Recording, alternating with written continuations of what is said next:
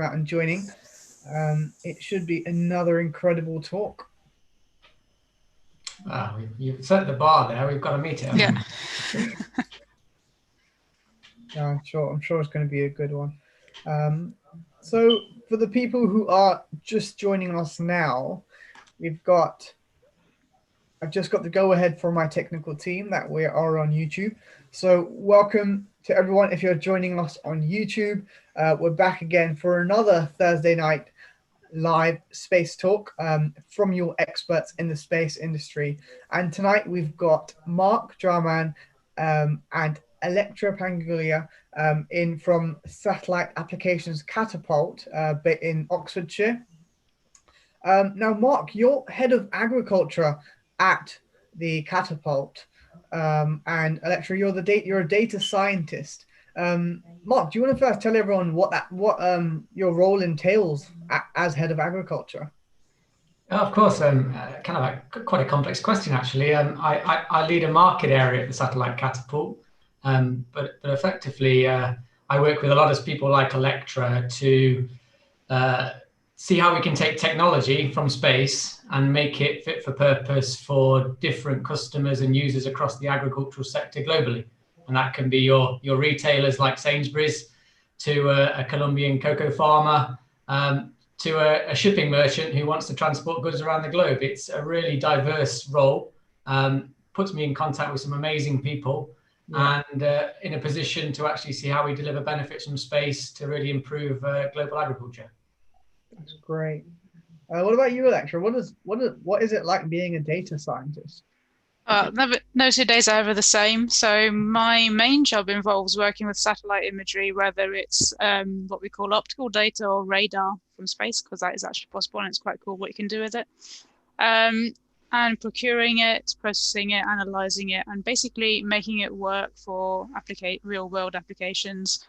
Mark works in agriculture, but generally as a Catapult, we work in a vast range of sector areas such as mining, such as maritime, such as transport. And it's very interesting always trying to find how Earth observation imagery, in my case, and satellites more generally fit into these areas. I also support Mark in his value stream with technical leadership, so I know a bit more about agriculture than I do for other sectors. And I also really enjoy supporting businesses who are trying to make their first forays into using satellites for their services and applications. Nice. Just everyone who's joining us on YouTube, a very warm welcome to you. Thank you for joining us. We've got Mark and Electra from Satellite Applications Catapult, and they are going to be talking about space and agriculture. Now, do you want to give everyone a little preview as to what we're going to be talking about tonight, Mark? Yeah, sure. I mean, when people think about agriculture, they don't necessarily think about space. Yeah. And often when people in the space sector think about agriculture, they don't really understand the multifacets of agriculture. So it's really kind of how do you start to marry the two together? And hopefully we'll take people on a bit of a journey of some of the challenges, opportunity, complexities of making the two work in harmony. Brilliant. Well, I hope everyone enjoys it. If you guys have any questions for Mark or Electra, if you're on YouTube, do leave them in the comment section down below. If you're on Zoom, of course, use the chat or Q&A function. And a reminder to everyone who's joined us on Zoom that we're actually doing a little giveaway tonight for a poster of some agricultural related Earth observation imagery of the US Midwest Food Bowl. And it's slightly similar to what you see in the graphic on one of the screens. And we'll actually just post it out to you guys. You can frame it and put it up. So stay around till the end, and we're going to do a little prize draw after the Q&A. I'll let you guys take it away now. I hope everyone on Zoom and YouTube enjoys the talk, and I'll be back in about half an hour. Thank you. I'll just share my screen now. Yep. We can see that? Yep. Excellent. So delighted to be here with Electra to talk to you about space and farming and everything that can entail. And I think if you look at the image here, you start to get a bit of a flavor for what space can be used for across global ag and food systems, from monitoring deforestation changes to shipping and autonomy in road transport to the future of ag and robotics and the use of drones. It really is an exciting area to be looking at how space can be used. And I hope over the next kind of 30 minutes, Electra and myself can give you an appreciation of that. So, just a little bit about who we are at the Satellite Applications Catapult. We both work for a world-leading technology and innovation centre that is funded through the UK government, which puts us in a real interesting, cool place, because actually it means we're a collaborator and not a competitor. We get to work with some amazing organisations around the world, really to see how can we help them leverage space better, and at the same time pull through the latest research and create commercial opportunities for UK businesses. And in our roles working in the agricultural side of the Catapult's work, we really are focused on meeting the Catapult's motto to innovate for a better world empowered by satellites. In terms of our work in agriculture, it's all about a globally resilient agricultural sector supported through UK satellite-enabled products and services. I think that's an important message. We have some amazing capability in the UK. We are world leading in some of the aspects related to Earth observation, satellite connectivity and navigation. And actually our role is exciting because we can create opportunities, whether that's for Sainsbury's in terms of their sustainability record, or looking at how they enable net zero carbon, to big international development banks and what they want to do in monitoring production at a country level in Latin America. And we do some amazing spin-outs from Ocean Mind, who you may have heard of, who are tracking illegal fishing activities around the world. We really are embracing space, looking at how to use it correctly, and wanting to make a real difference to the global community. And I have to say, in my role as head of agriculture, we do get to operate and work with some amazing organizations, convene expertise, and try and deliver some world-leading projects, innovations, and solutions to the market. Whether that be in Colombia, bringing together 14 partners from Colombia and the UK, looking at transforming the entirety of their cacao sector, to Forest Mine, a new project with some of the biggest UK retailers and some world-leading expertise from across the UK to look at how do we stop deforestation in supply chains, to robotics, to the use of next generation machines, sensors, and optimization of transport systems. It's such a fantastic area to be working in. The possibilities are enormous. Electra, over to you. Yep. So in case you hadn't noticed, and the last 6 months, I think, are sort of point in hand in this for this. The world around us is changing, which means that the information we need is changing, the speed at which we need to make decisions is changing, the data we need is changing, and by definition, space also has to change along with it. So maybe you have seen the things like Armageddon movies and Apollo movies, and I'm showing how old I am here. And you maybe have this sort of traditional sort of like bank of people sitting around computers with a big satellite, and that's what they're looking at. But that's kind of, while that still exists in some cases, we are very fast moving away from that, and space becoming something that's a lot more accessible to people. There are more services than ever that rely on space. There's different sorts of hardware using lots of different capabilities. And to give you a bit of a better idea and an overview of all this, there's a short video that we're going to show you about what satellites we use at the moment, exactly where they are, and a brief overview of what they can also do, what they're capable of. So next, Mark. And hopefully we live in a satellite-enabled age. You may not be able to see the spacecraft flying above us, but they are the very life support system that we all depend on every day. Earth observation satellites give us a unique vantage point. We can see the health of crops, the height of the sea, even the pattern of the winds. This helps us protect the environment and manage resources. Satellites enable long-term sustainable development and also play a key role in helping us respond to global humanitarian disasters. Communication satellites keep us connected, giving us data on the go anywhere in the world. They're powering a revolution in how we see and share information, helping us to do business, create new networks, and even stay healthy. Global positioning satellites have fundamentally changed the way we navigate and coordinate. There are now thousands of products and services, even entire industries, all relying on accurate location and timing information from space. At the same time, it's getting cheaper to access. A new generation of smaller satellites is going into orbit, packing powerful technology. The cost of launches is coming down. The Internet of Space is coming, a network of connected satellites spanning the Earth. All of this opens up incredible opportunities for business, governments, communities, all of us. This is the new space age, and we're all part of it.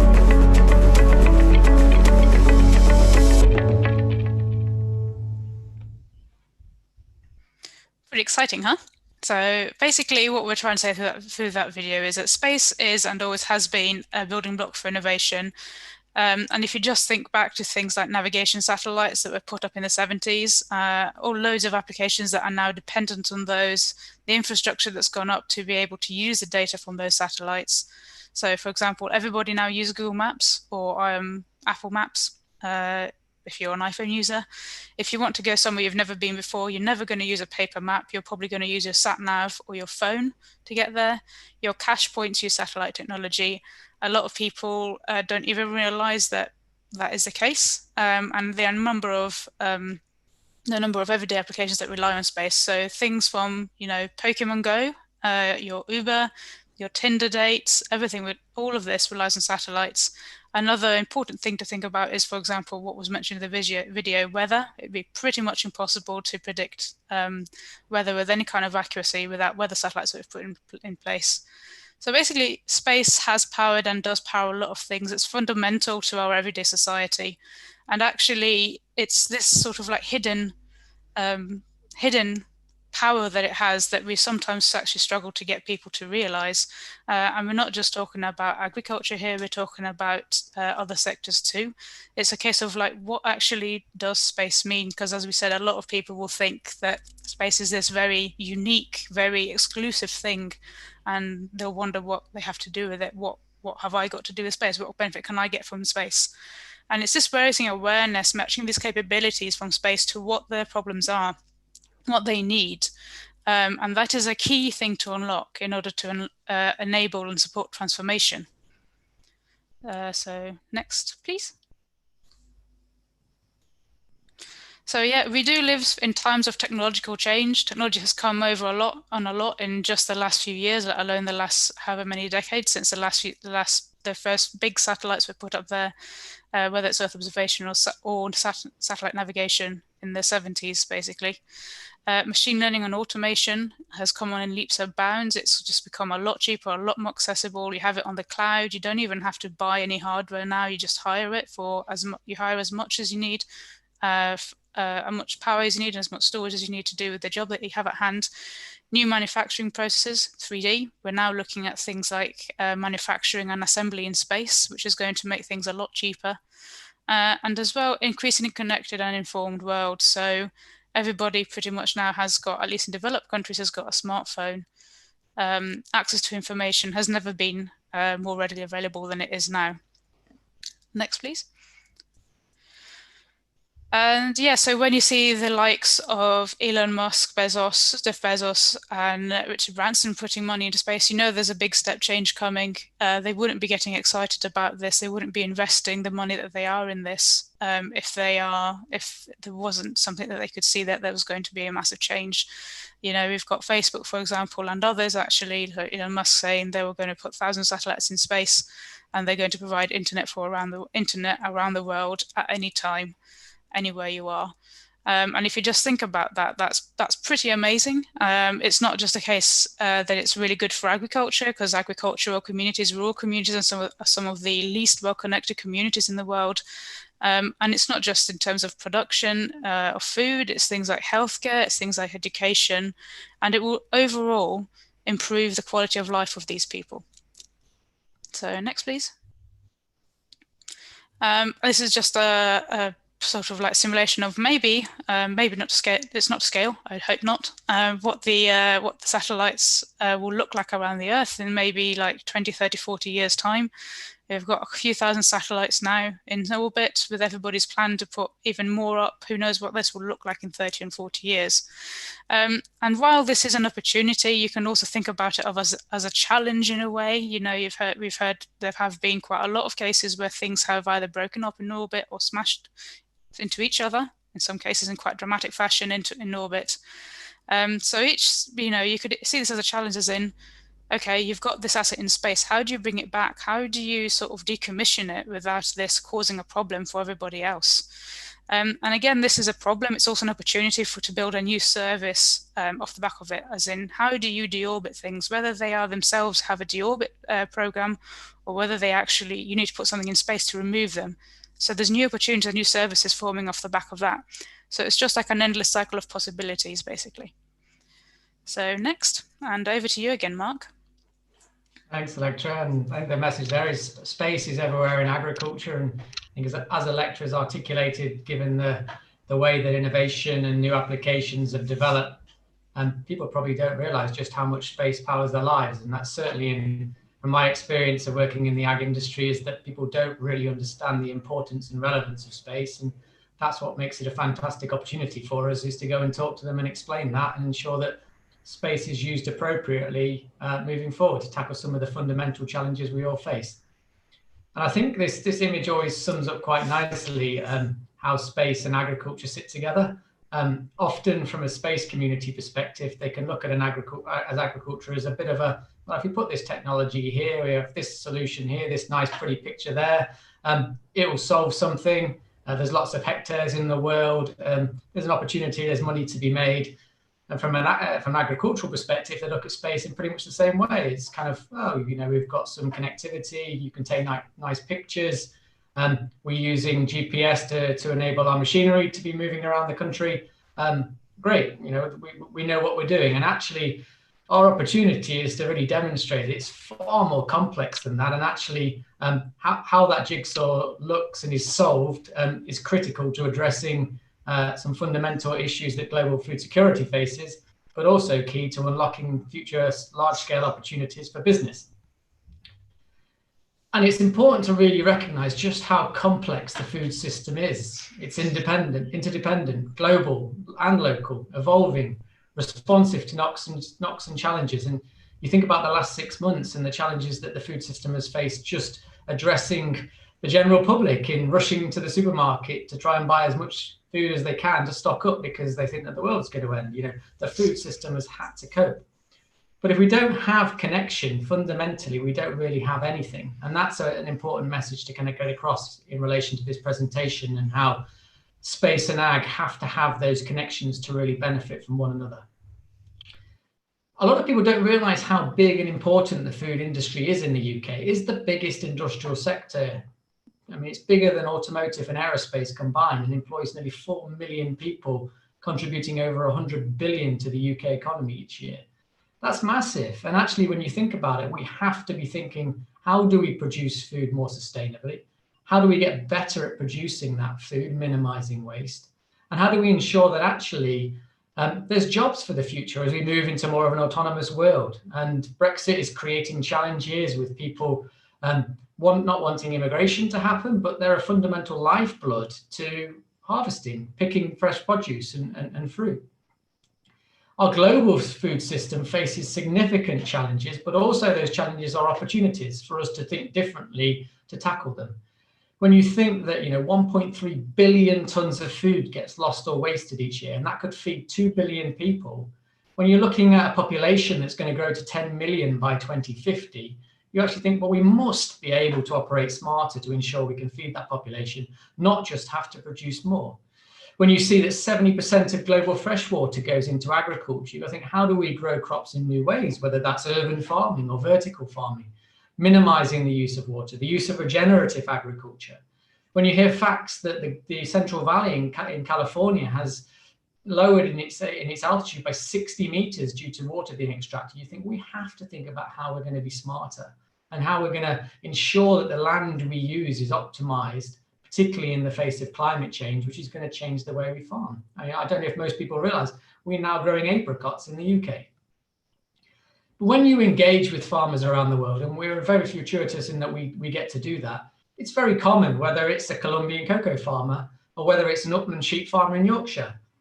Their aim is to farm as profitably as possible using modern farming techniques to produce a quality product in an environmentally responsible manner. And they want to utilize the resources they have available to the best of their abilities. And often when we think about farming in space, actually you think high-end machineries. Well, actually 80% of the world farmers are smallholders who don't have access to technology, but may just have a smartphone. And actually all they want is a simple message saying, irrigate now the crops, and therefore they can go out and use the resources that they have to hand. And when we think about the agricultural food system, there's so many variables that a farmer is having to deal with. From the landscape, physically, where is that field positioned? If it's on a north-facing slope, it's going to get less sunlight. Therefore, they have to think about managing that crop differently to a south-facing slope. Then you've got all the in-season variables.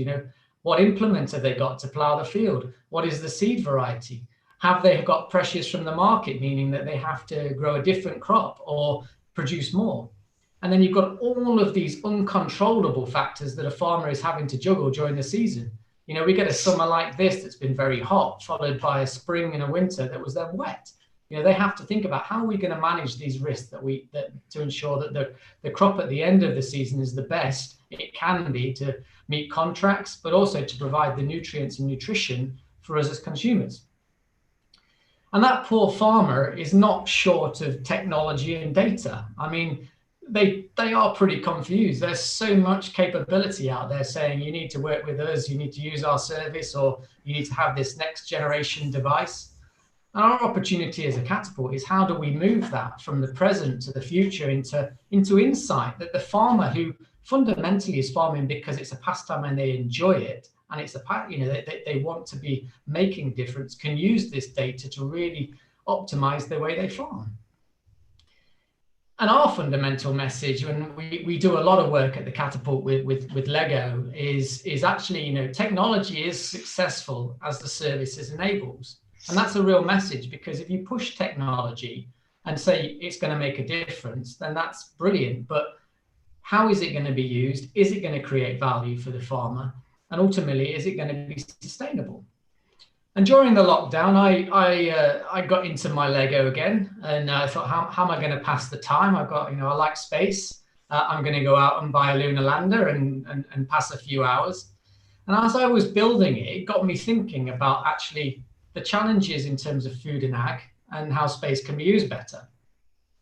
So you got given all these nice packets of beautifully colored bricks, and you kind of get excited going, okay, how's this going to come together? You get a beautiful illustration booklet that's really clear, and I'm thinking, right, I'm going to be on a case of success here. I can't fail.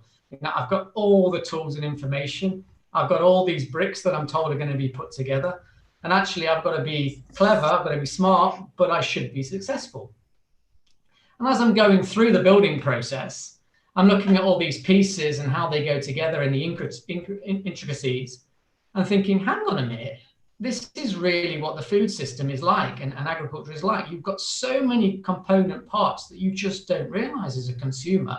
But if you're working from the space sector, you also don't realize. And you actually need to think, okay, these parts all play a fundamental role. And actually, they're so important, whether that's the agronomy and the crop science that goes into the practice of growing food, to policies, regulation, and standards to enable products and services or the right chemicals to usage to ensure that food is both nutritious and also not going to impact upon human health. Then you've got the trust ecosystems and partnerships that need to come together across the system. And then we can think about all the innovation, the robust and sustainable agricultural technologies that need to be utilized to really make a difference to ensure that we can optimize the food system and tackle those challenges that I was talking about. Electra. Yeah. So as Mark said, we are after all this, so it's taken us a while to be able to get the right people in the right room, and we are starting now to begin to realize the potential of space. Next, Mark. So we are lucky enough at the Catapult to basically work with a wide variety of people that work there. It's not just people in business development and business strategy like Mark and people like me who are slightly more technical. We have what we call user-centered design, so basically service designers, we have project managers, we have business strategy people. And all this contributes as like basically a wide range of skills to be able to find the best solution to a problem. So on the left side of this slide, we have a double diamond approach, which is a very simplified high-level method of moving from a problem to a solution to whatever problem you have. It can be applied to technology, where you basically start and you discover, in the discover phase, you're starting to explore your problem space. Exactly what are you trying to answer? You then get to the point where you've got enough information where you can start defining and understanding exactly what the problem is that you're going to address, rather than trying to address either the symptoms of the problem or trying to basically bite off more than you can chew and do a little bit too much. And then you can start bringing in developing a solution to this problem. Now you're probably going to start looking at a wide variety of technologies that could potentially work. But then you've got to narrow it down and actually create something that can be delivered. And it has to be delivered in such a way that it's going to add value to the end users and is also going to be usable. And then on the right-hand side, you basically have these 3 questions that you should be asking yourself when you're working with technology to find a solution to a problem. Will it actually work within the local context? Something that works here in the UK may well not work in a different country, in a different environment, in a different climate, in a different context. So you've really got to consider this. Is it financially viable? If you're going to develop a very expensive solution that ultimately you're going to try and sell to smallholder farmers and they can't afford it, you've basically developed technology for very little reason. Will it actually help them? And finally, will it actually help people? Will it improve the lives of the end users that you're working with? Or will it just be a case of another sort of bit of burdensome tech that's too expensive, doesn't work, is difficult to use? And key to making all this happen and finding that little sweet spot in the middle is to having an effective team around all this that will help deliver. You need the right people with the right expertise in the room, and that just comes not just from a technical background, it also means, for example, the end users that you're trying to service. You have to understand the problem, you have to understand the problem and find the best solution to it. And for this, you need a number of people with different viewpoints, cultures, insights, backgrounds to ensure that the technology that you develop is as robust as possible, is sustainable, and can enable, ultimately, supply chain transformation. So next, please. So these are just a number of companies that we are working with, so these are this comes into sort of like how we bring the right people, the exciting people into the room that do things differently. So Hummingbird Technologies are a company that are looking at how space and drones can deliver value for customers around the world, and people are seeing proven results with putting the technology in a place that it's meant to be, and looking at how this can be done with sustainability in mind. It's not just about profit, because basically, ultimately, you need to ensure that the supply chain that you're servicing is sustainable. Otherwise, effectively, what you're not fostering sustainable practices, and in 10, 15, 30, 40 years time, there will actually not be an industry there for you to service with your precision agriculture solutions. So it's a very important thing to consider. Next, please. Another company we work with is Mantle Labs. They're now also represented in the UK. They're doing scalable analytics from hyperlocal, so maybe farm level or field level if you've got a really, really big farm, to national level analytics. So they're using all the information that they have to start and look at individual sort of field or farm performance over time, think about which fields are actually performing well and seeing actually which ones are struggling. And then you can start having considerations such as, this field just isn't performing with the crop that you're using. Should you maybe be looking at switching it to a sustainable practice, such as planting farmland, or maybe creating a very small natural ecosystem there? Or maybe you should be looking at farming differently. You should be looking at changing your farming practices. And that's the kind of information that they're looking at providing to end users, to farmers, to agronomists, to agricultural companies to ensure sustainability again. Next, please. Again, Spire, we mentioned earlier that people are putting constellations into space. Spire is one of the companies. They're one of the owners of one of the biggest private satellite constellations in the world. And they are basically have a very unique method of using these satellites in order to predict weather profiles in a lot of detail, 24/7 around the world. And the idea is that then you can provide information that's a lot more detailed in terms of weather that actually can be received far more quickly than it is at the moment. And they're obviously seeing very good results. Not just from the customers, but the likes of the UK Met Office, NASA, NOAA, which is the North American Atmospheric Science and Meteorology Center, are all using their data. So it's very trusted, very accurate, and very timely. And this is quite pertinent in the sense that weather prediction seems to be quite a problem around the world. At least in rural areas, there are a lot of people that say they just need to know when it's going to rain and for how long. The local Met offices may not be that accurate, for example. And basically, this technology does exist, and we're saying that this is another case of finding there is a problem, we have a solution, and as Mark said, find the connection, make it work. Next, please. Inmarsat, this might be one of the companies that actually some people that are listening online might have heard of. I might associate it more with maritime and maritime shipping, logistics, and also planes. But most people wouldn't think about them from agriculture. But they are basically fundamental to ensuring the connectivity between different parts of the world, particularly underdeveloped areas where there is no terrestrial network, because they can basically create a local network anywhere in the world at any time based on satellite technologies. So basically to connectivity around the world, they're pretty fundamental. So as we said earlier, the connectivity can be pretty poor around the world, and that's just not just in developing countries in rural areas, but also, I don't know about anybody else, but back when train travel used to be an easy thing to do, I've been on trains and suddenly there's been no signal for about an hour. So it's an issue that's also within the UK as well as everywhere else.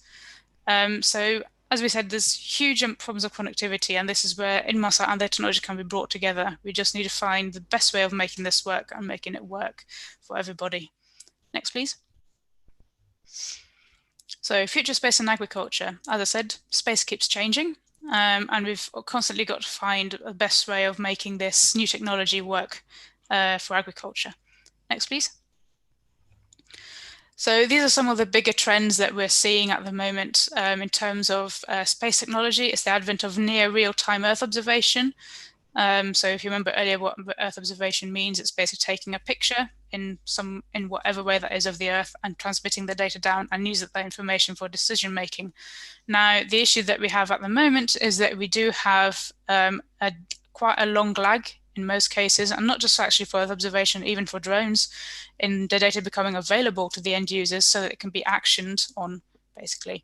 At the moment, it can be a couple of days, but we're looking at now it becoming, down to a couple of hours. And if you just, even in an agricultural context, if you think about that, the difference between what can happen in 2 hours and you take action, you've basically, something has probably changed so much that the information that you're getting may no longer be applicable, and down to two hours, which is so much shorter in terms of time. And you can actually look at the information and say, okay, I've got a problem in that part of my field, I've got to sort it out now, otherwise I'm going to have big problems. It can be completely game changing in terms of accurate, timely information and actually being able to do something about it. Huge advances in in computer power and storage at the moment. We just have to harness this in such a way that it helps the end customer, the end user. Cooperative constellations. So again, in Earth observation, a lot of the time we can be restricted in terms of the information we're extracting from data, in the sense that we're using one satellite or one type of satellite or one constellation of satellites. So we're just restricted to the information that the satellite can give us. But when you have cooperative constellations, what that basically means is that you can be taking images of the same part of the ground at the same time with multiple types of satellites. And that just explodes the amount of information that you can get that is relevant and timely at the same time. completely encrypted and hackable communications. Now, some of you might have heard of quantum communications. That is up and coming area. And I think maybe people think about, when they think about secure communications, you think of maybe about a sort of like intelligence, military, MI6, FBI spying. It's not just that. It's that every single communication that we receive can be better protected. So whether this means it's data that you're receiving off a logistics ship, or whether you're receiving from farming, which is still fairly sensitive data in a lot of cases, it's commercially sensitive. You still want that to be protected as best as possible, and that's where this part of it comes into in terms of space, ensuring that space communications and satellite communications are encrypted. Next, please. So a lot of people will have heard 5G bandied around a lot. It's phone and adverts and mobile phone adverts and all this. It's basically, you see more Gs, more possibilities, which is entirely true. The issue is that maybe a lot of people don't realize that at the moment it's a lot of the possibility maybe is seen as being within cities and populated areas rather than also in rural areas. So as I said again, do things like 5G and that technology apply to rural farming communities? Do we actually need 5G there? Will 5G actually even work there? So sometimes it needs a lot of infrastructure that doesn't exist in rural communities, and will it even be applicable? And again, this is a challenge that you can sometimes face with terrestrial providers. We struggle to get them sometimes to serve the rural communities because just the population density and the business case just isn't there for them. But if you think about the possibilities that 5G could unlock in a rural environment and farming area, at least maybe in some cases in the UK, things like smart robotics and just getting so much more data from the field in terms of what's going on, in terms of you could have sensors in the field that could send data straight away into somebody who's managing things remotely, and they could send off the little smart robot to deal with a problem, basically. That's the kind of possibility that we're looking at. But as we said, it doesn't necessarily apply everywhere, and this is where we've got to think about it. You're not just coming out for like the next new cool thing. You've actually got to think about the context. You might, for example, need to think about things as simple as 2G and 3G applications, so simple text messages and voice calls, to enable this transfer of data to happen. So there's so many, something like 80% of rural farmers just lack the basic local connectivity to get information, like get things in text. And that the way they can't receive data, they also can't supply it back. So they don't need 5G because they just need 2 and 3G to be able to get that basic information. Or, for example, the infrastructure might not exist. We do projects in Colombia where it's so hilly, you cannot get 5G infrastructure there. And also, in some cases, the technology enabled by 5G isn't applicable. Nobody can afford or will have relevance for a smart robot on their farm. So it's something to consider. Next, please. And sorry, my screen's a bit lagging behind. Thank you. So what will happen? So, in the top of these sort of 4 or 5 bullet points that I mentioned earlier, these are sort of much cooler things that we're looking at the moment. So advanced in orbit manufacturing. So what we see at the moment is a huge rocket required to take loads of stuff, something really big up in space. But why not just take small pieces of what the big thing that you want to take into space and build it in space? So much easier. The cost is lower. The possibilities become endless, basically. Well, nearly endless, but far greater than they are at the moment. Products with faster internet, more powerful computer chips, and new sources of energy. This is not just relevant on the ground. This is definitely more also relevant in space as well. Being able to have more powerful computing means that we could actually do the processing of imagery or of communications on the satellite, and that reduces massively the data that you have to sell down to the ground. And basically, you're only getting the information that you need. You're not getting all the noise that surrounds it as well. Cheaper access to space. So what was mentioned earlier is basically that you no longer have to launch a multi-ton satellite that's the size of like a London bus up into space. You can launch things that are the size of a couple of shoe boxes, and you can launch many of them at a time. So that gives you increased spatial and temporal coverage. So next, and I'll stop my monologue there and hand over back to you, Mark.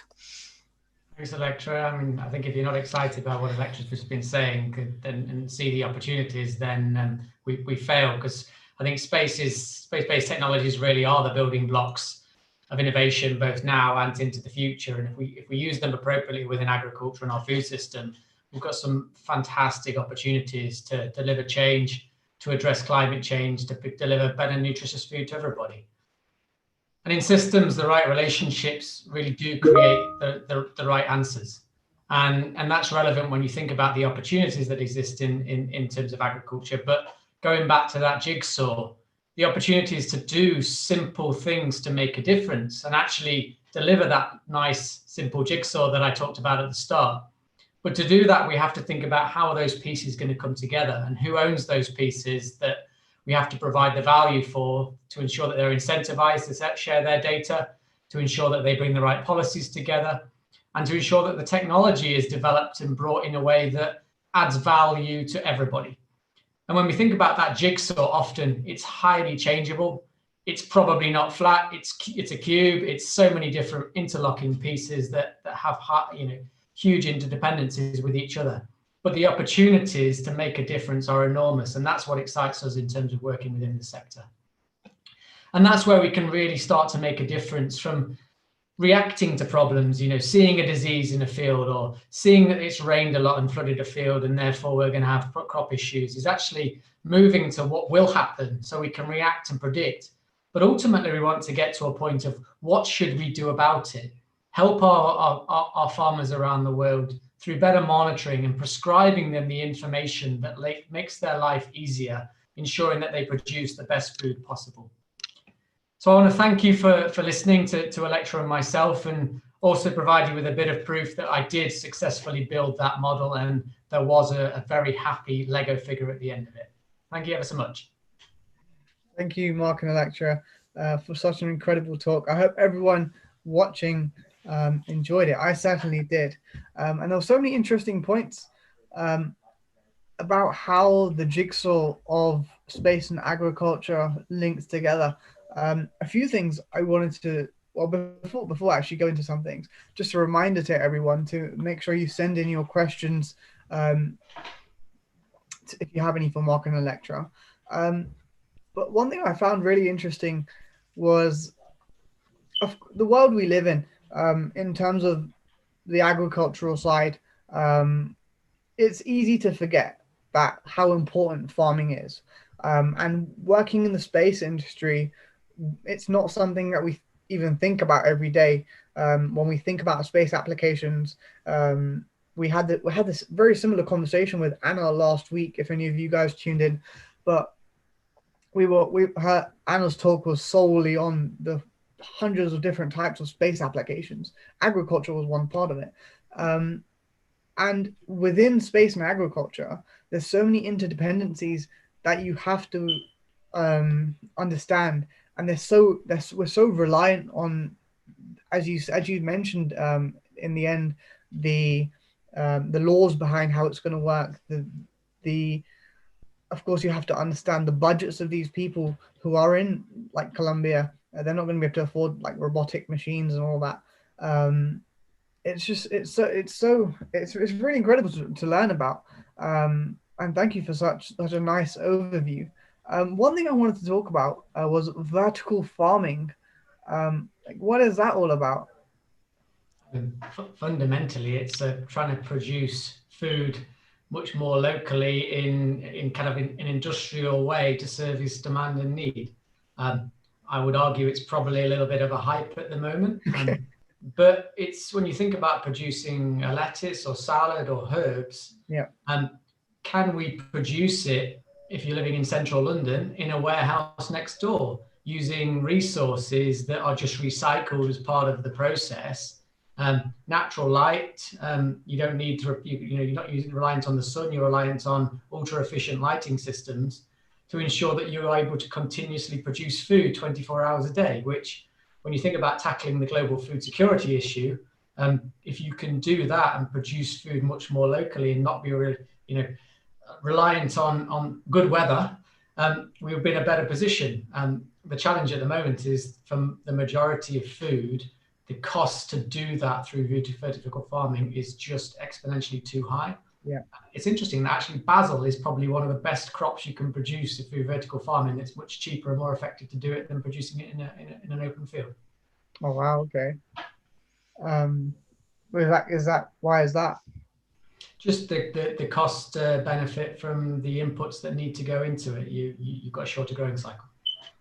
Fair enough. But when do you think that we will have to seriously have a look at vertical farming? As everybody knows, the human population is growing pretty fast, and of course, so many organizations in the world, or large corporations and governments are beginning to realize the extent of growth and the infrastructure that is in place. Starting to have a think about it, how it's going to cope with that. One of those things is food. Um, there comes the agricultural question, that when do you think it's going to be necessary to really thinking about vertical farming or so many other possibilities of artificial farming, possibly? When is it going to become a real need, do you think? I mean, it already fundamentally is a need. I mean, climate change is forcing us to think about how do we farm differently. So you've got huge swathes of Southern Europe that it's already becoming ineffective to farm because rainfall is not significant enough. Yeah. And the UK farming system is changing. We're one of the leading producers of wine now because the climate is much better suited than it was 30 years ago. You know, we as consumers are going to drive change in that we want food when we want it, and our buying habits are certainly dictating change there. But I don't think you'll go to a system where it's, you know, very much driven by vertical farming, because actually, you know, to produce a lot of the produce, you need open fields. Mm-hmm. And actually our challenge is going to be, how do we produce varieties that are resilient to changing climate, to pests, to disease, but at the same time have, you know, do not impact on the biodiversity levels. And our farming bill is changing so that farmers are going to be much more incentivized to maintain biodiversity on farms. So actually we may benefit by actually producing more nutritious food, yeah, and actually have a better countryside as part of it. And I saw a really interesting talk a couple of weeks ago when I was in Berlin, talking about regenerative agriculture, you know, using natural farming systems, growing multiple crops together, encouraging wildlife. And they played a video of what you hear when you're in a regenerative agricultural farm, and it's amazing, the sounds of birds and insects. You play at the same sound of a field that's industrial, and it's almost silent. And I know where I would want my food coming from, and I'm sure you're the same. Definitely. Yeah, no, that's great. Did you want to add anything to that, Electra? No, I think I agree with Mark. I think the problem is that when you start farming in a way in general that's going to be combating climate change, I think it's normally a bit too late. If you're thinking about it, we have to think about it now. I mean, to add another example to Mark's, we work in cacao in Colombia, where we found out that actually when we had a workshop with 15 farmers, 13 of them up until about 15 years ago used to farm coffee. And they switched to cocoa because of climate change, because the conditions where they lived, they obviously didn't have, you know, generally smallholder farmers, they don't have the amount of money to buy to move their farm as such, and you know, why would you want to? So instead of doing that, they just switch crops. And I think we need to start thinking about it now. The challenge is going to be producing more efficiently and changing the way we farm, rather than that's the big challenge that I think everybody's going to be facing now. It's, you want to farm more efficiently. You don't want to cut down more rainforest, for example. And it's also going to be a bit of a step change in people's mentality and thought process in terms of what you eat and when. You know, our diets are no longer seasonal, they're not local. You know, you want avocado and stuff like that. You want soy milk. That's not grown in the UK, which is, you know, maybe 40, 50 years ago, that's what you were doing. I am from Greece, and I think there still the food is slightly more seasonal and local than it is here. You know, if you order a Greek salad which has cucumbers and tomatoes in it in winter, they'll look at you a bit funny. You'll expect to have things like cabbage salads. This might be a bit more boring, but the thing is that is what's available. So I think people need to start thinking about, you know, what they eat, where it comes from. Definitely. I have a question for you. How much do you think about where food comes from when you're going and actually buying your weekly shop? I'll be very honest. It's a very seasonal thing in my head as well. Like if I watch a documentary about a factory producing some kind of food where it comes from a farm, then I do think about it, and I do appreciate it, and I think lots of people do appreciate it. But understanding the complex systems and the infrastructure behind it, and especially how much nowadays space and increasingly space is linked to it, I don't appreciate it that much. But like when I come across some kind of information, I'm like, okay, wow, this is actually being enabled by it was being made more efficient because of satellites. It's fascinating, and I genuinely am fascinated by it and appreciate it, but not all the time. And I think that it's as a mindset thing. Um, what we're trying to do through these talks is inform people, and that's, I think, the starting point is informing people first and achieving that goal of letting people know, bringing the information to them, and then that is going to then have a knock-on effect to their mindset within the next 5-10 years. How parents are bringing up their children, what they're telling them when they're having a piece of greenery. I think that is going in the right direction. There's actually a question coming in. It's an anonymous one, and it's, aside from vertical farming, what are we seeing as serious trends or innovations that will shape the next chapter of agriculture? And how does the space industry support that? I think one of the fundamental ones is automation. Yeah. You know, as we collectively, globally, you know, grow the use of AI, become ever more connected, we are going to see much more automation in the farming community. But it will also be linked to logistics as well. There's already a project in Shropshire called the Hands-Free Farm, and it's a whole farming environment that's being farmed autonomously with no human intervention. And I'm sure a few people have seen the film Interstellar and all of the autonomous combines and tractors, and that will become mainstay. And part of it's also being driven by things like Brexit. We aren't going to have the number of you know, Eastern Europeans coming in to pick our cauliflowers and our broccolis. We're going to have to move to more autonomous robots in field to do that picking automatically. And actually, that's where the government's really investing a lot of funds. How much do you think that impacts the economy in terms of shifting the shift between manual labor and autonomous robots? I mean, it's a fundamental drive at the moment because we just won't be able to pick the volume of food that's required. Yeah.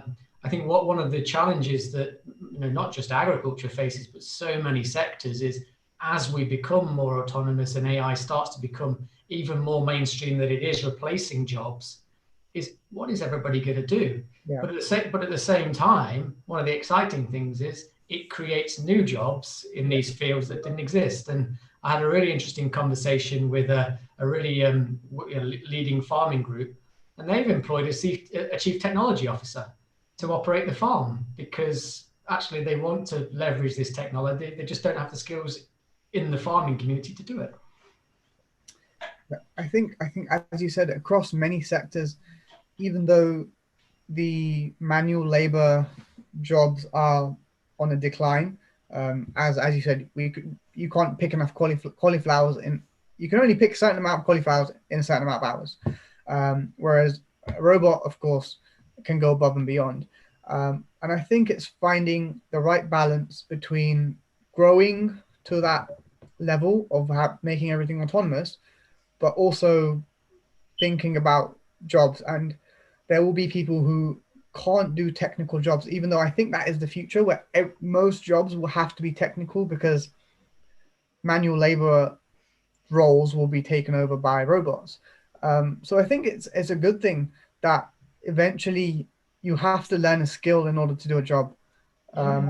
It's an interesting one because the perception of the public is definitely going to dictate the way that things change. And you think about, genetically modified crops, hugely negative public perception, but you might argue probably one of the best ways of ensuring that we minimize waste and ensure that we're food secure.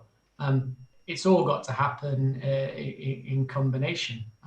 It's exciting, but at the same time, quite scary in the fact that we've got to do things differently. Otherwise, we aren't going to get those avocados that Electra was talking about when we want them. And actually, just to add a final point, really, is ag in terms of many industries and sectors is way behind in its use of technology. And actually, there's a massive opportunity to make that leap that can happen to really take the sector into what we might term the fourth industrial revolution phase, and ensure that food is produced effectively and nutritiously, and you can tell that story of where it's come from. So you get that nice, warm, fuzzy feeling that there's a really happy farmer at the other end of it who is getting paid and wanting to keep producing the food for you. Yeah, I mean, ideally, you'd always want that. Even now, you'd always want that whatever food's on your plate, you want it to be coming from a farmer who's happy, who's getting paid enough, and the food is coming from a natural environment. But just a point on the industry and the shifting of the jobs, we were talking about the mindset shift earlier, and I think I just have a feeling that as we shift towards technical roles, if we take the agricultural and space industry links, for example, there will be more people who are doing these technical roles, which I think will definitely impact the mindset of more and more people. And they'll be able to understand the connections of where food comes from and the importance of the growing space industry within that. Because it's not something you can just take for face value of how a satellite up in the sky is impacting a farmer's life in Colombia. It'll be interesting to see how food changes in space, because we're already seeing the opportunities of growing and germinating seeds in a vacuum environment and therefore you may actually see food being kind of grown in space and then brought back to Earth and then planted. I mean, it's kind of crazy to think about what might happen. That's pretty crazy. I've genuinely never thought about that before. Yeah, it's already the Japanese, the Chinese are already looking at that and exploring it and actively doing tests on the European Space Station, on the International Space Station. Wow. Okay, that's definitely an interesting one. Something to look into if you've tuned in. We're almost towards the end of our talk now. A very big thank you to Electra and Mark for another interesting conversation on space and agriculture. Thank you for everyone who tuned in on YouTube. Now for the time of the prize draw. If you stuck around on Zoom, and I see a few people are still here, you're now in a chance to win your very own space and agriculture linked poster from Space Store. So what I'm going to do is put all of your names into my random name generator on my computer. So that's Angela, Bill, David, and Heather. And I'm going to spin the lottery balls. And you are going to, once that loads up, you're going to win yourself a US Midwest food bowl, a small size poster, specially printed for you. And it's going to be a 12-inch by 18-inch, so you can nicely frame it at home, and we'll post it out to you. I see some smiley faces coming in. People are definitely excited.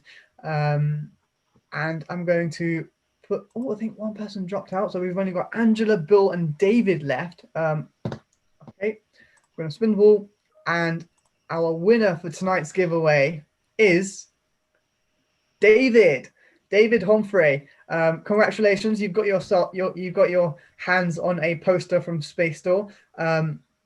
So David, we will have your details from your Zoom registration link. We'll get in touch with you via email for your address, and we'll send out your prize. Once again, thank you everyone who tuned in tonight. It was a very interesting conversation. Remember, if you're watching on Zoom, you can catch up on YouTube. Please remember to like, share, and subscribe on our channel.